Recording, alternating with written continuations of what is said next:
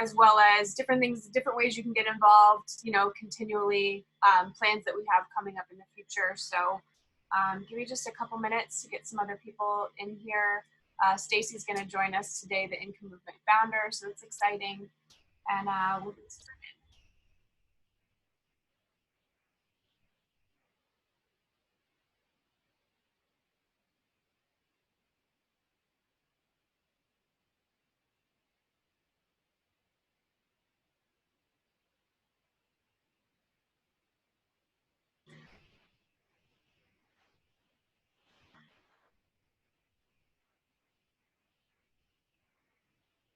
Okay, so looks like Stacy just joined us. Again, I'm Steph. I'm the communications director at Income Movement. Stacy's the founder.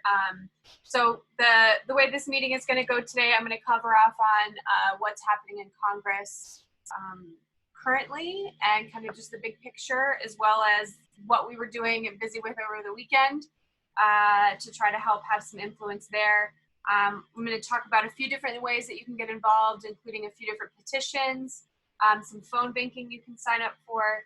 And then I'm also going to talk about a town hall that we're doing next week with 2 congressional candidates.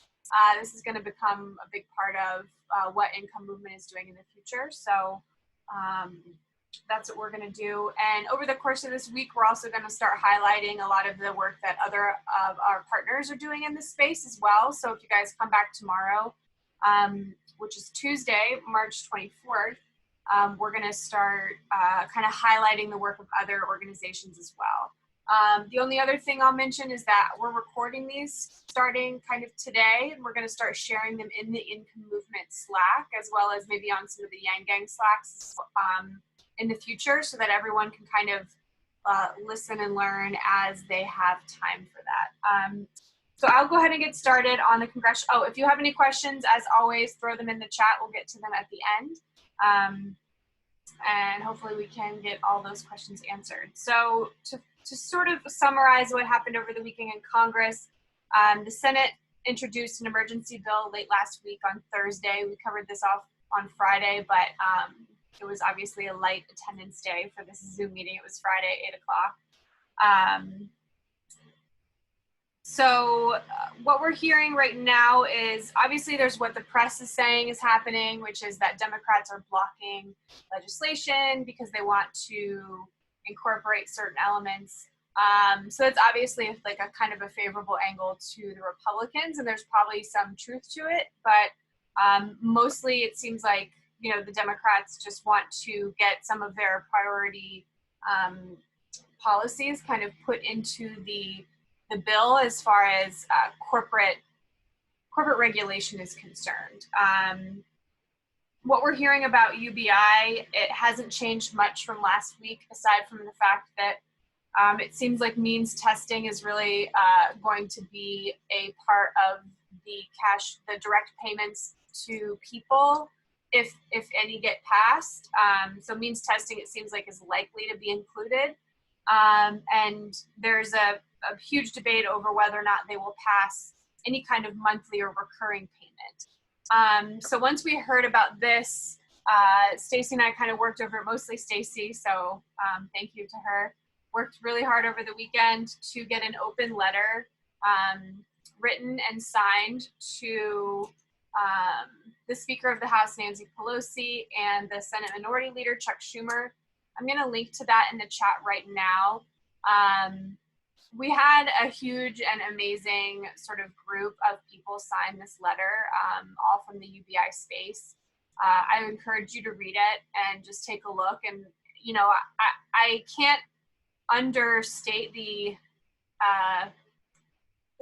usual process that's required for getting so many organizations to sign off on a kind of a standard boilerplate policy proposal. And that's what we were able to do in like pretty much 24 hours turnaround. So it was really wild and quite a lot of back and forth and a lot of hard work from Stacy. And so, you know, again, I have to thank her, but it's a really impressive list of people. Andrew Yang is on there, among so many others in the UBI space. So we just really felt like, even if we weren't able to get our recommendations pass into the legislation that ultimately comes out.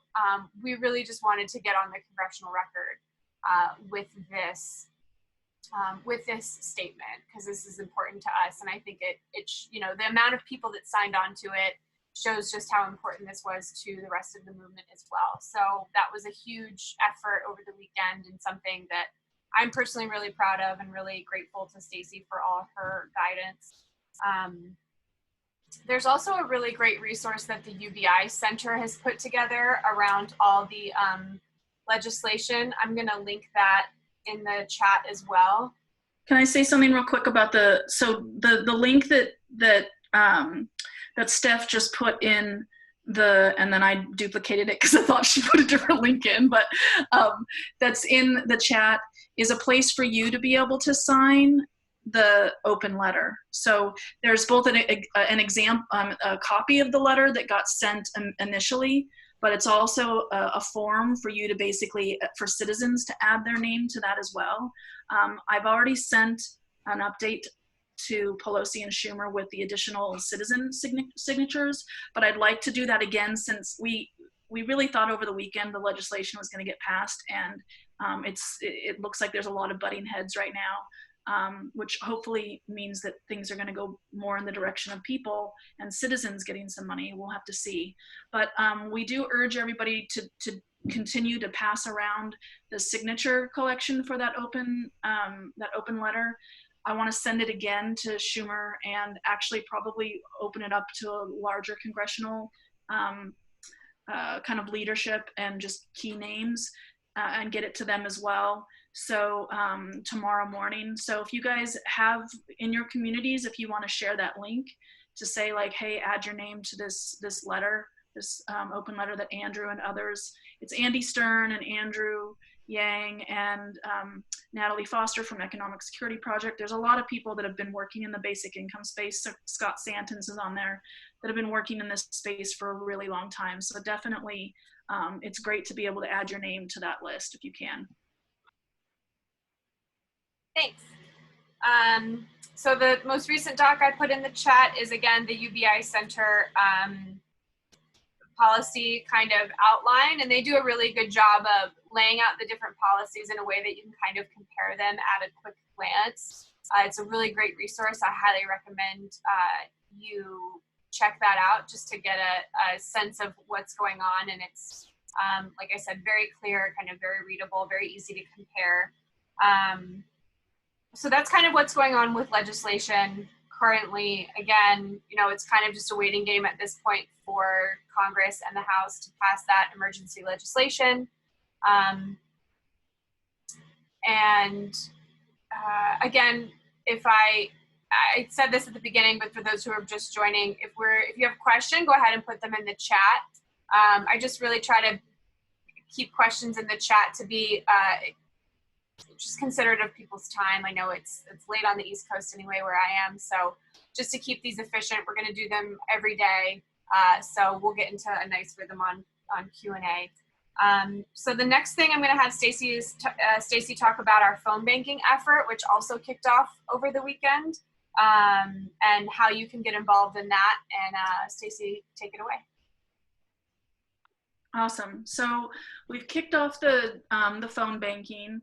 And so the goal, to give everybody kind of heads up on this, so the goal, we started to plan this last week, and we intentionally kind of were waiting until the legislation was either in its late stages of being complete or complete, because we know a lot of people are really focused on that right now. But what we want to do with this phone banking is really give as much community support and outreach that we can. So there's, and this is something that we imagine we're going to have continuing on over the next several weeks.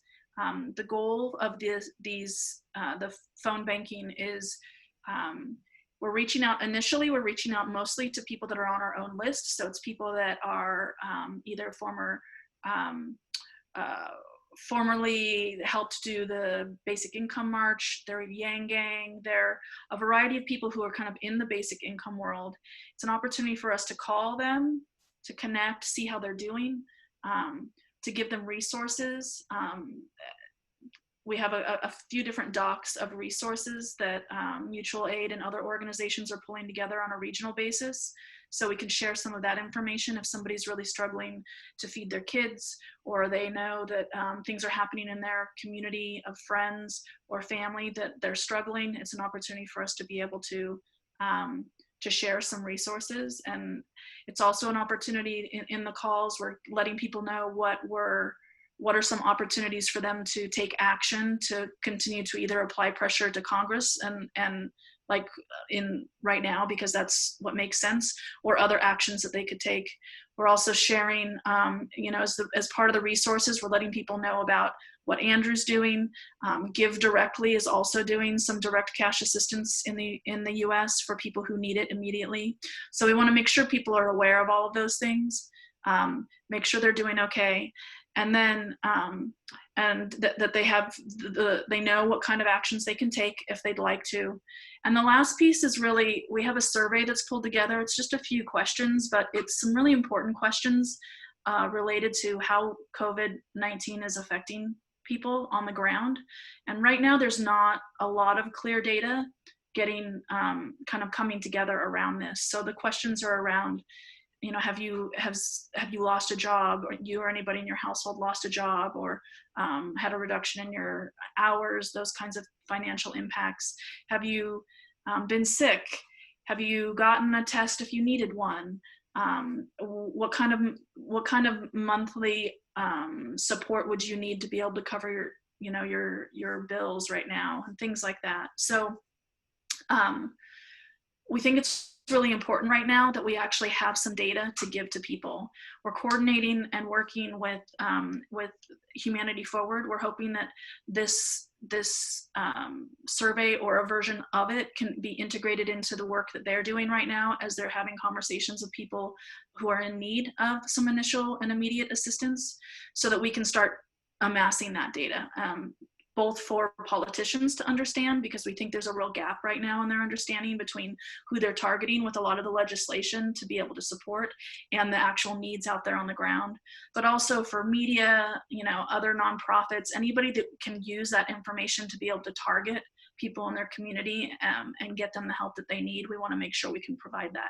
So the phone banking is really about conversations. It's about bringing people together in this time of isolation and quarantine, and it's an opportunity for us to gather the information and share information, so everybody's feeling like they're kind of part of a larger community right now.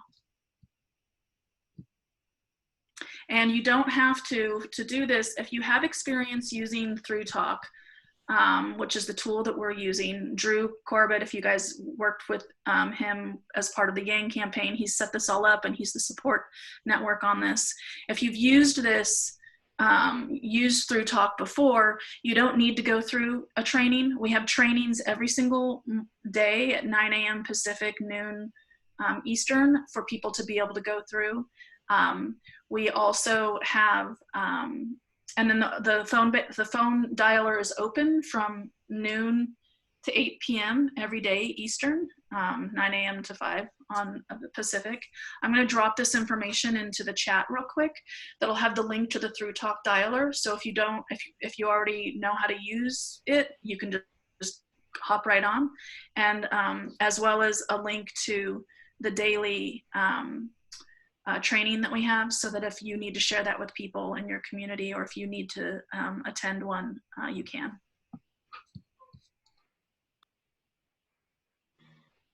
Thanks.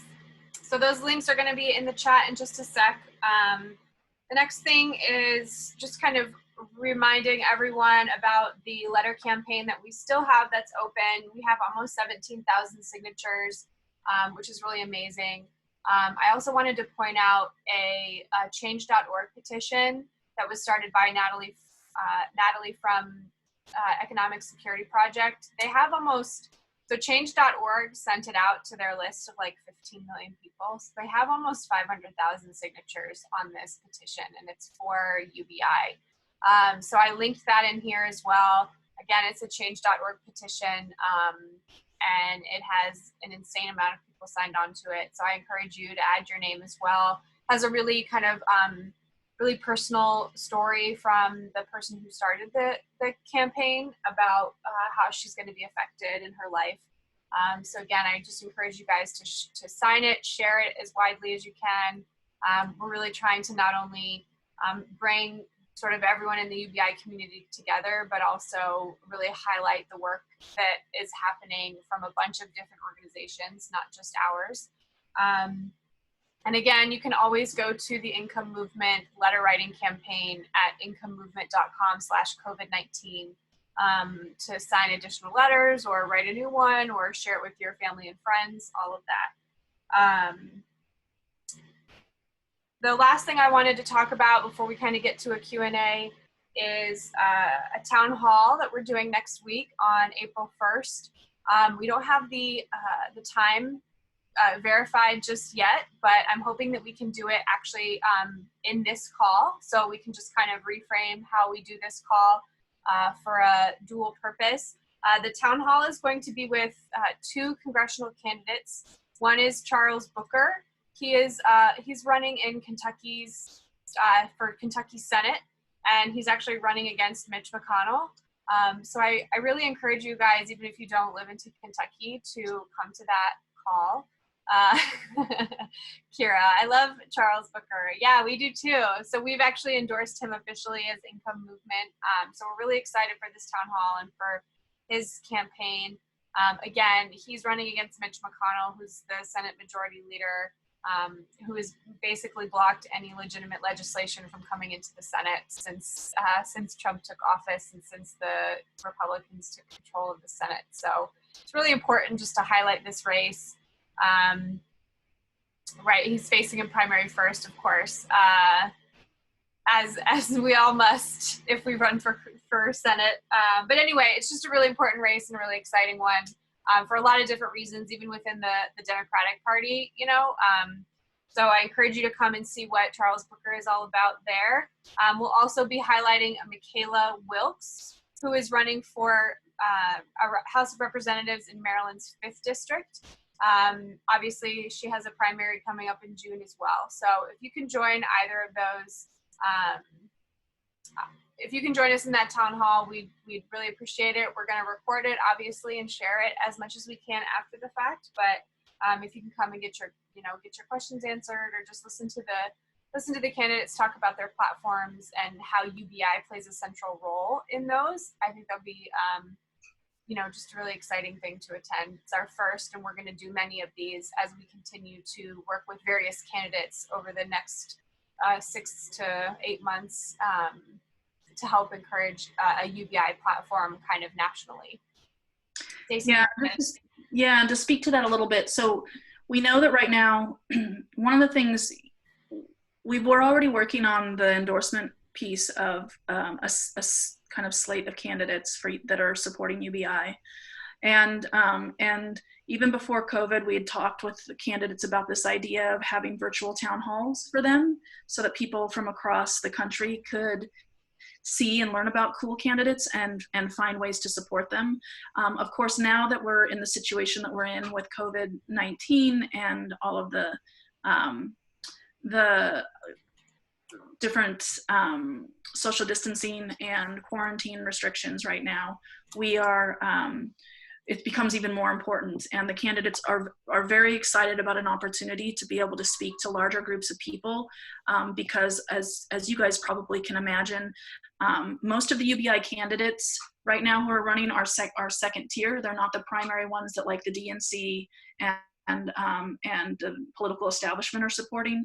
And what happens for most people who are second tier candidates, they absolutely require, like, a huge part of their workhorse and the ability for them to actually get some traction is through canvassing and being on the street and just talking to people, and that's not possible right now. And so we've been working with the candidates pretty closely to figure out what are some ways to try to help them get into the space of where people are, try to figure out how to use the digital space to be able to have an impact both in their direct communities and within their constituency, but also at that larger scale so that they can so that they can be competitive really with the other people that they're running against. So each of these virtual town halls are we're going to have them about every 2 to 3 weeks. We're going to have a new one with 2 to 3 candidates, and then that immediately is going to kick off a very concentrated 2-week effort of supporting those candidates. So it's going to be an opportunity for you guys to do phone banking, to do text banking, anything. If you attend one of those and you really like one of the candidates, you feel like, man, that candidate is amazing, we're going to give you guys opportunities immediately following for the next couple of weeks to be able to do some remote digital support of them. So this is really an opportunity for you guys to start to connect. We know that for many of you who were supporters of Yang, being able to connect with him and his message was a really important part of getting excited about him. And so the town hall is going to be an opportunity for you guys to be able to ask questions, to hear kind of firsthand from them what they're thinking and what they're excited about. So we will, the details of this are coming down the pipeline right now with the candidates. We're finalizing everything. We'll definitely either tomorrow or Wednesday, we'll be able to give you guys links to the town halls, and we'll also be sending out Q&A kind of forms so that you guys can ask questions ahead of time, and we can make sure we're giving due kind of time to the things you guys are most interested and curious about.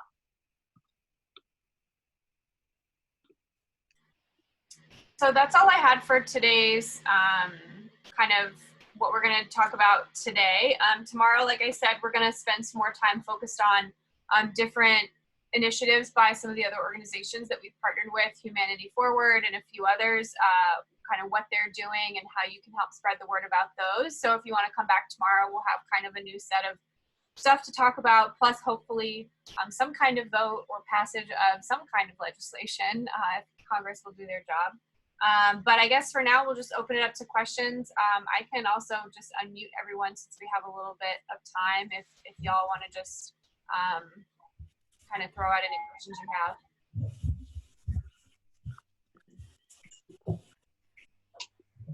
Tuba's missing pieces.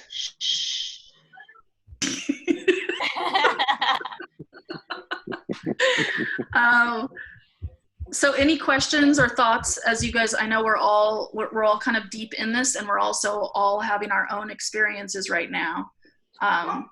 It looks like, yeah. Catherine, did you want to? We did chat about it right at the beginning of the call. Lobbying. So basically, the Senate is in a deadlock over legislation to pass that includes hopefully maybe emergency UBI. So if you scroll back up into the links, you can get a link to all the different legislation that's been proposed. Right now, it's just a deadlock. Basically, what the press is saying is that the Democrats are blocking the legislation because they want more things protecting workers included. But who really knows what they're fighting over? We just know that there was a vote yesterday that was deadlocked and a vote today that was also deadlocked.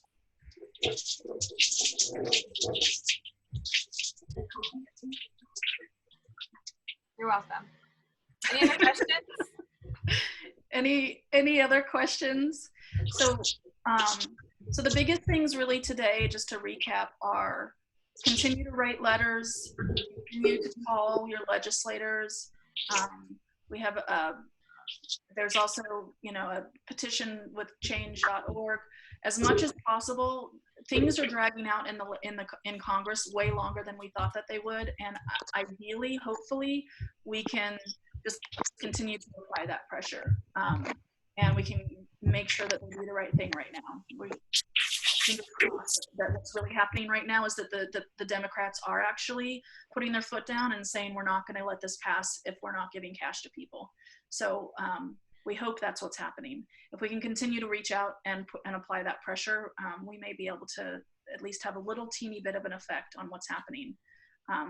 And then the second piece is the phone banking that we're doing to reach out to and connect to the community and make sure that they have the resources that they need.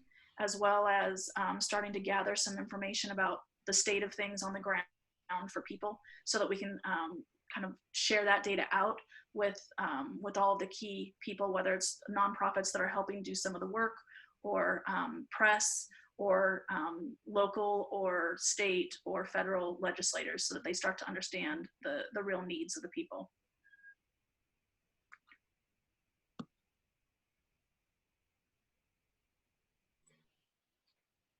Bills, are there bills that we prefer? So certainly, and Steph can definitely chime in here, Representative Tlaib's boost legislation is certainly, and I probably totally butchered her name, so I apologize. If anybody here knows how to pronounce her name better than I, definitely chime in. What's wonderful about that piece of legislation is a few-fold. One, it has, it's one of the more comprehensive proposals from a monetary perspective. So just the amount that's actually getting implemented is really great. But the second piece is really the methodology for disbursement, which is bank cards. It more closely reflects and aligns with how the Stockton pilot and other real UBI pilots have been implemented. And so it gives us an opportunity to, it gives the federal government an opportunity to bypass a lot of the current ways that people are thinking about distributing money, either through SSI or the IRS, which we know from an implementation perspective is often, a lot of people are often missed if you're going through either of those specific channels of the government. So we really like that idea about that. Yeah, I mean, I think there are certainly the possibilities of the debit cards piece. But yeah, I think that there's,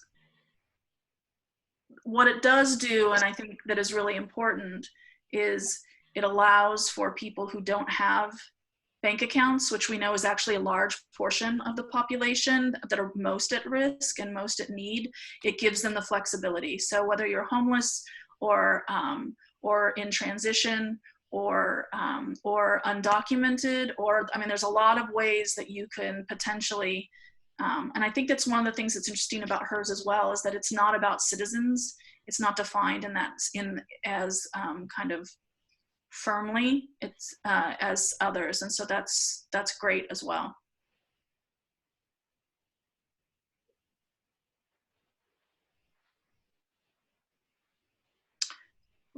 Lee Kai, you asked the question about, and Yenny, if you want to write in your question next. So Lee Kai, you said, what are the two avenues that I just mentioned that are suboptimal? The Social Security Administration and then the IRS. So yeah, the tools of Social Security.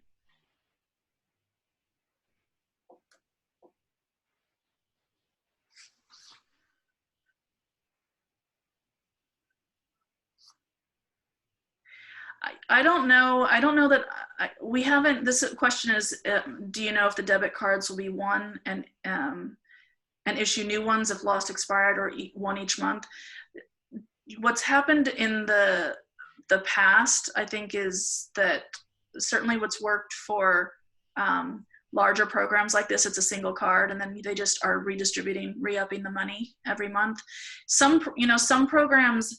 What the great thing also about the cards, because it's really just a transfer of money, almost similar to like a transfer to a bank account.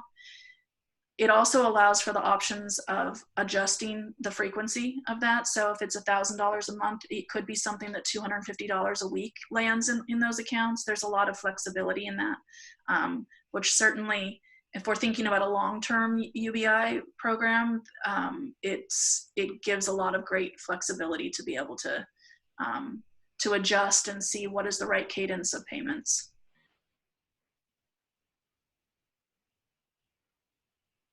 It's also very similar to just having cash on you. So I think anyone that would have one of those cards. I'm sure they would have some kind of process for reporting them lost or stolen, having them frozen, getting a new one, just like any other debit or credit card. And again, it'd be like just like having cash. I imagine that quite a lot of people wouldn't actually. I mean, this is all conjecture. This is not based in any data, but I imagine just based on human behavior, a lot of people would just pull that money out the minute it hits that card, and then either keep it in cash or transfer it to maybe the place where they normally manage their money. So, but these are all really good questions. Yeah, I think that are there other bills that we like? Certainly Maxine Waters' proposal is a great proposal as well.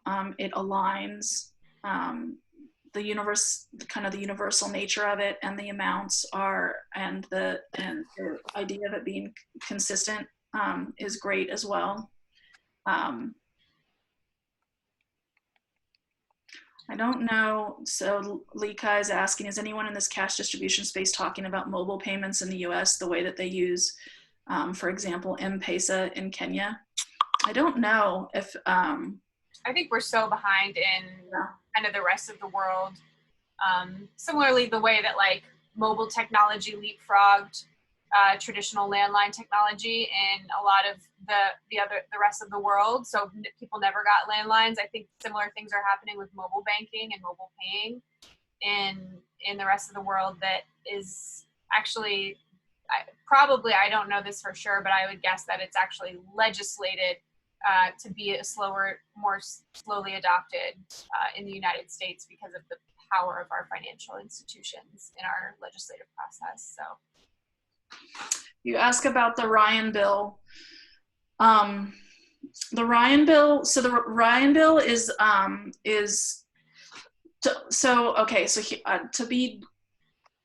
Ryan bill is probably the closest bill that is out there to what's likely to get passed. So the Ryan bill is EITC expansion.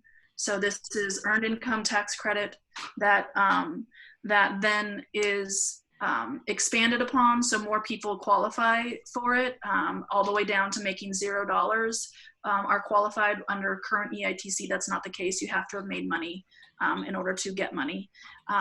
So I think that the Ryan bill is some of the closest to where the conversation seems to be happening right now in Congress.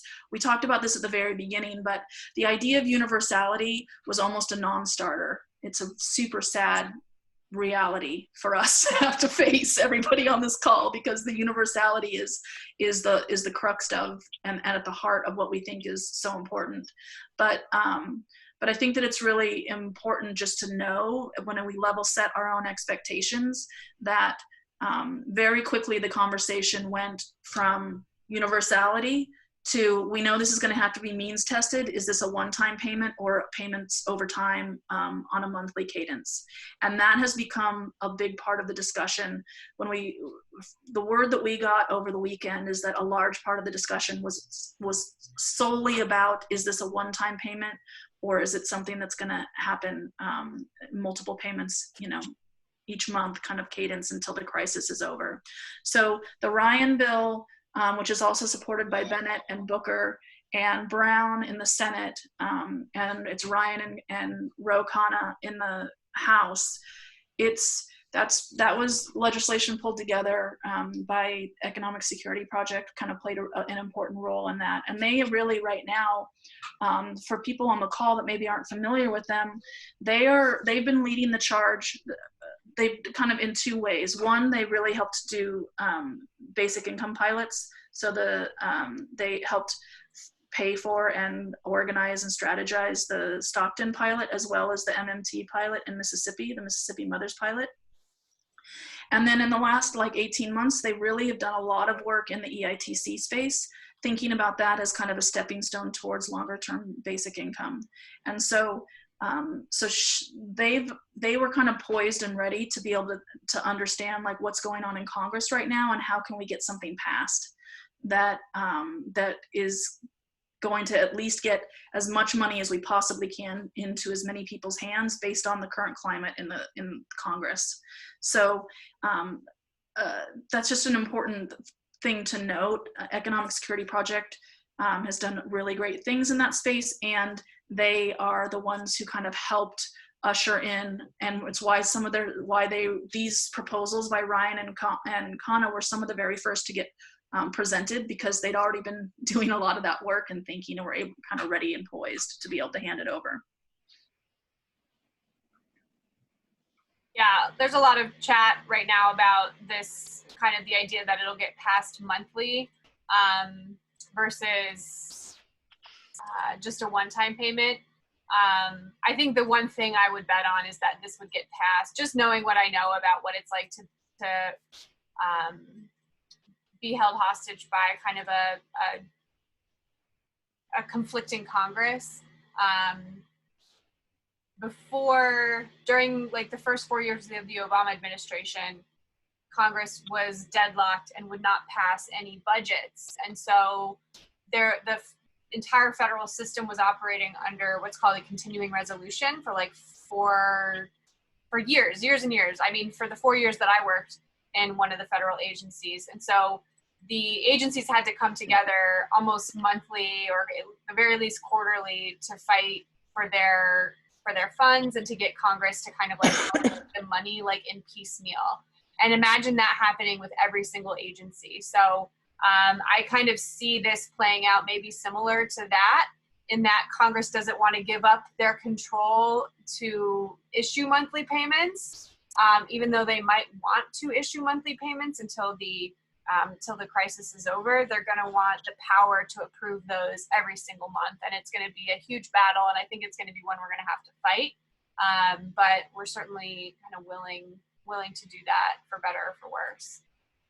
It is an important piece, and it's why right now what we've done are these daily meetings we have set up to go through the end of May, and we've done that because we do anticipate that we're at a really important moment right now for this initial kind of third phase of the legislation to get passed. But we also know, to what Steph is basically saying right now, that this really might be a very long fight.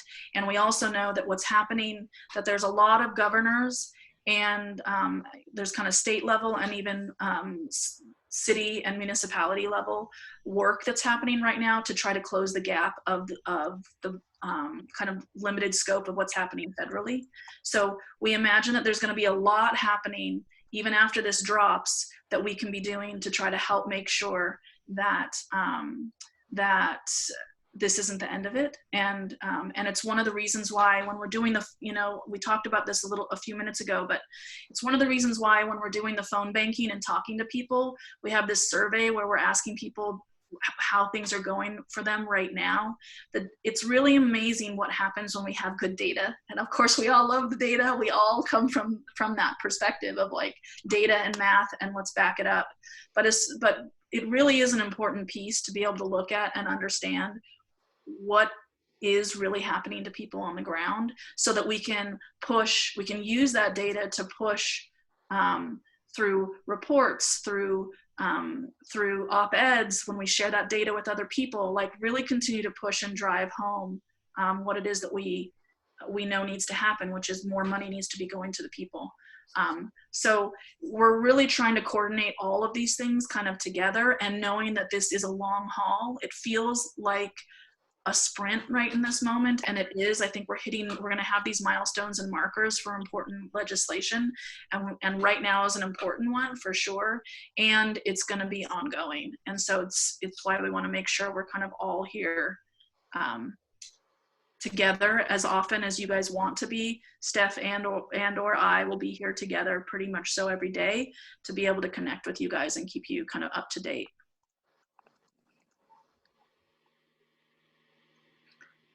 I think, the phone list, Catherine, I can answer. The phone list right now is from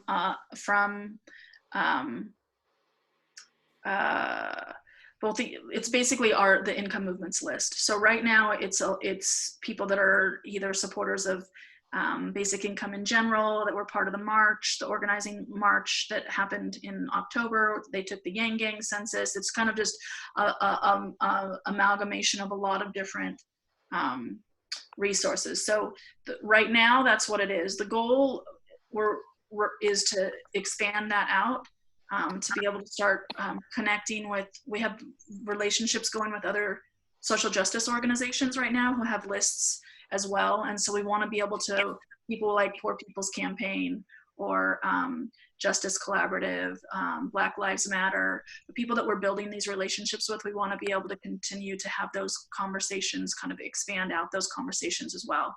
But right now we're going to be focusing on the list that we have. And that list is, I think we've got about 5,000 numbers right now that we want to get through in the next week. And then extend it out. And we're talking with Humanity Forward to see if they want to be part of this, or if there's a way for us to kind of join efforts in what's happening, because obviously they have large lists as well.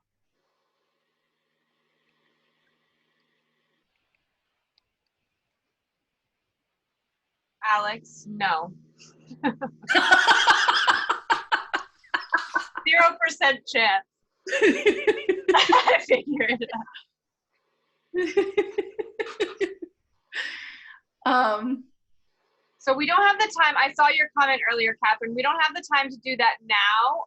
If this continues, if the legislation continues to get pushed later on this week, we'd definitely be happy to go through and give a 30-60-second summary.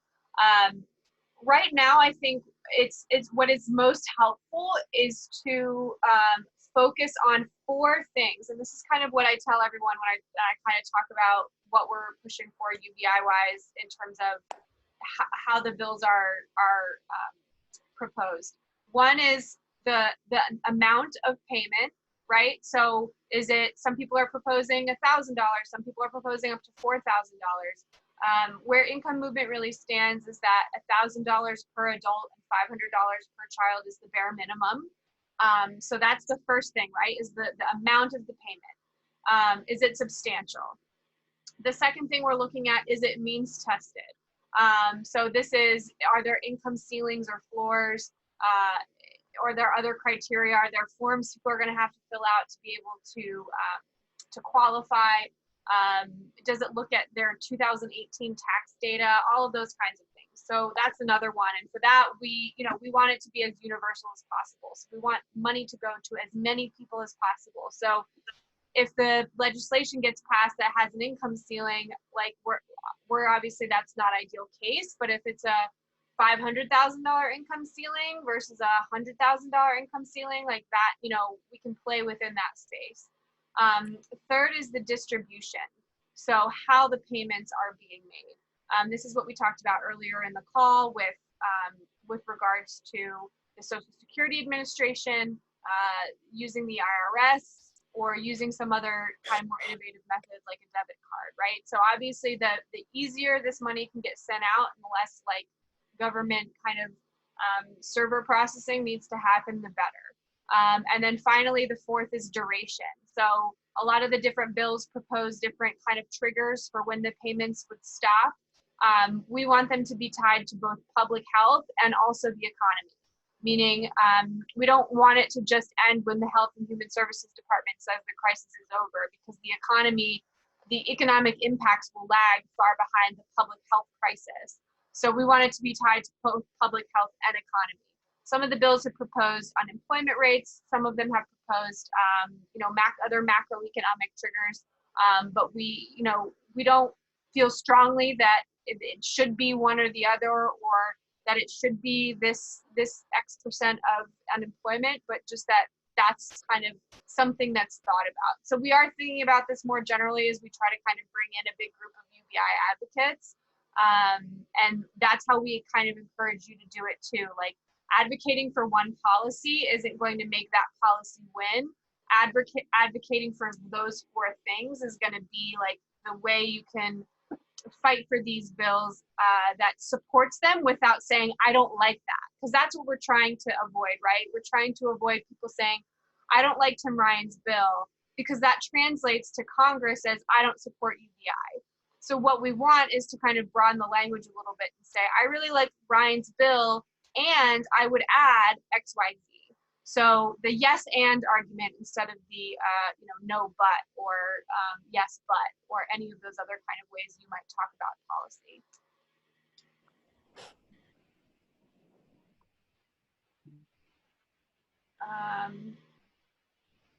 Does your work significantly overlap with New Humanity Forward? Stacey, I'll let you take that one.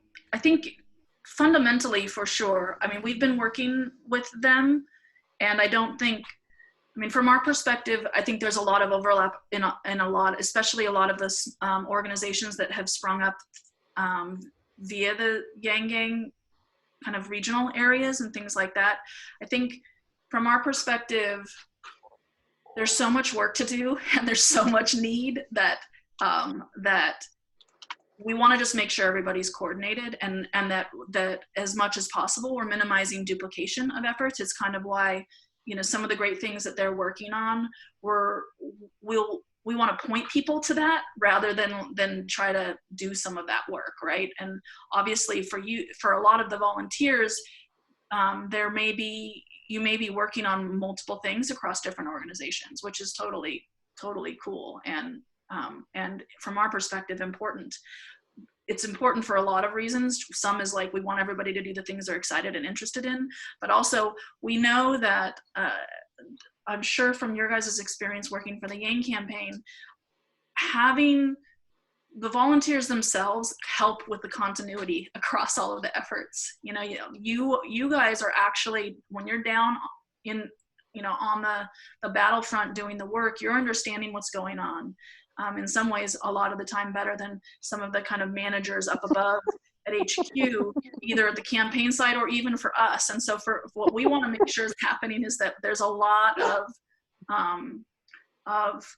opportunities for you guys to be giving feedback, for us to to understand kind of what does the collaboration look like across organizations, and that we're all pointing each to the right kind of initiative under the right organization that's doing the work that people are interested in doing, whatever that might be. So at a very simple level, if you think about like the Venn diagrams, you know, the circle things and how much overlap there's probably a lot of overlap, but we don't want to be duplicating efforts. We want to be kind of coordinating efforts. So, and I think that's a really important and critical piece to any movement. It's, you know, if you look at the civil rights movement, LGBTQ, gay rights movement, women's rights, all of those things, there's a lot of organizations happening and doing the work, but the more that they're coordinated, the more that you basically compress the timeline of effectiveness and getting the kind of legislation that you want passed. So yeah, I think that there's lots of opportunity for us to all work together.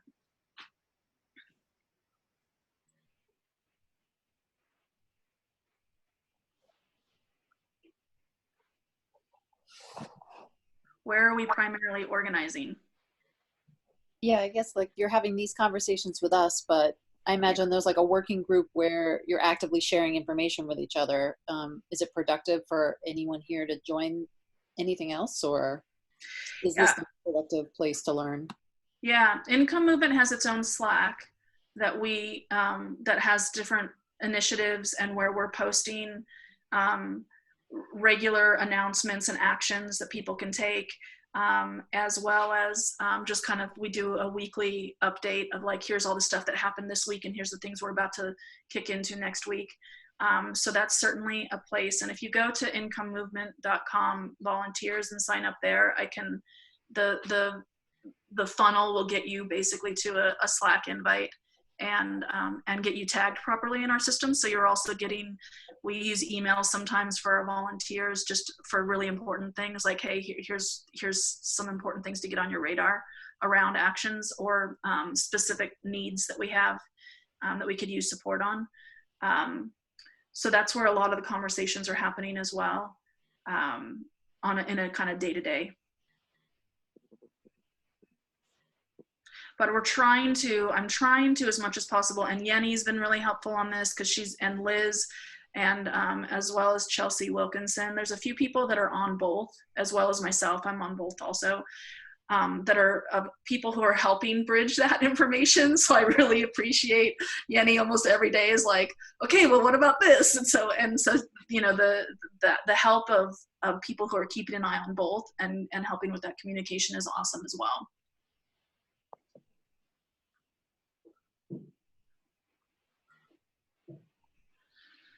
Okay, cool. I think we went over quite a bit. We want to ideally keep these to about 30 minutes, but at the same time, we're all still on this call pretty much. So it means this was important. We all, you know, wanted to be here. I'm really glad that we were able to have this conversation because in many ways, there's a lot going on, but we also just want to make sure everybody's feeling like there's some clarity about some of the most important targeted things that you can be doing, and also just a chance for us all to connect and get to know each other. So we're going to be here again tomorrow, same place, same time. Steph mentioned this at the beginning or somewhere in the middle, or maybe, I don't know, but I'm going to say it now that we're at the end. Tomorrow's going to be we'll obviously do an update if legislation got passed or if we find out anything new. It's the same Zoom link. Yep. Every day it'll be the same Zoom link and the same time, just for consistency's sake. Tomorrow, if there's something about legislation, we'll talk about it. And then we're going to focus a lot tomorrow on resources. And Yenny, I know you've been doing a lot of work in this space. We're going to want to make sure that we're sharing all the opportunities and options for people to get some immediate support, also to help in their communities and those kinds of things. So we'll focus really more on the kind of community support component and probably a little bit less time on the legislation tomorrow, just so that we're making sure that we're giving due time to that. In the meantime, I will post both to the COVID-19 on the Yang 2020 Slack as well as on our own Slack. Just reiterate the information on the phone banking tomorrow. If you guys want to make some calls to fellow Yang Gang community members that maybe you haven't connected with for a while, and just say say hey and how's it going, and do some of the outreach that we have outlined. Definitely would love to see you there, and otherwise we'll see you here tomorrow. Thanks, you guys. It was a great conversation. Thanks, everybody. Take care. Be safe. Bye-bye.